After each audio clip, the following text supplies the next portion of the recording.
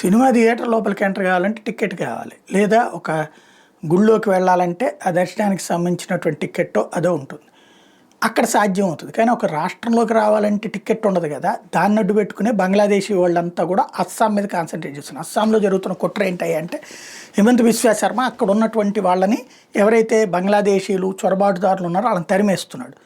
దాన్ని దెబ్బ కొట్టడం కోసం అక్కడ గొడవలు చేయాలన్నటువంటిది మొన్న కాంగ్రెస్ పార్టీ పిలుపునిచ్చింది. రాహుల్ గాంధీ వెళ్ళి మీకెందుకు, మీ వెనకాల నేను ఉంటాను, అవసరమైతే రేపు పొద్దున హిమంత బిశ్వ శర్మను అరెస్ట్ చేపిస్తాను, మీరు అందరూ చేసుకోండి అని చెప్పాడు. దాంతో అక్కడ గొగోయ్ బ్యాచ్ అక్కడ ఉన్నటువంటి మిగతా బ్యాచ్ ఏదైతే ఉందో కాంగ్రెస్ బ్యాచ్ ఇప్పుడు తోడ్పడుతుండేటప్పటికీ అనేక మంది బెంగాల్ నుంచి కానీ లేకపోతే ఇతర రాష్ట్రాల్లో ఉన్నటువంటి బంగ్లాదేశీయుల్ని పర్టికులర్గా అక్కడికి వాస్తవంగా ఇప్పుడు దేశవ్యాప్తంగా జరుగుతున్నది ఏంటంటే బంగ్లాదేశీయుల్ని భారతదేశంలో భాగంగా మార్చేసేటటువంటి ఒక కుట్ర జరుగుతుంది. దానికి కాంగ్రెస్ పార్టీ వెన్నుదన్నుగా నిలబడుతుంది. ఎందుకని కొత్త ఓటర్లను తీసుకొచ్చుకుంటే ఈ గ్యాంగ్స్ అన్నీ కూడా ఎవరైతే లీడ్ చేస్తున్నారో వాళ్ళందరూ కూడా కాంగ్రెస్ని నమ్ముకుంటున్నారు. కాంగ్రెస్ కూడా వాళ్ళ పాలిత రాష్ట్రాల్లో వీళ్ళకి ఐడి కార్డులు ఇచ్చేసేస్తుంది. లేదంటే మమతా బెనర్జీ లాంటి చోట్ల ఐడి కార్డులు తీసేసుకుంటున్నారు. అవి తీసేసుకుని దేశం అంతా తిరుగుతున్నారు.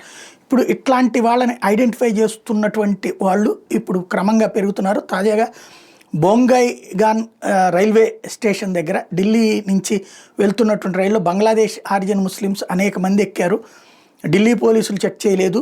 అస్సాం పోలీసులు అలర్ట్ అవ్వండి, మీ దగ్గరికి వందలాది మంది వస్తున్నారు చొరబాటుదారులు అంటూ మీడియాలో హైలైట్ చేసేటప్పటికీ అందరి దృష్టి అడుబడింది. అస్సాం ప్రభుత్వం యాక్షన్ ప్రారంభించింది.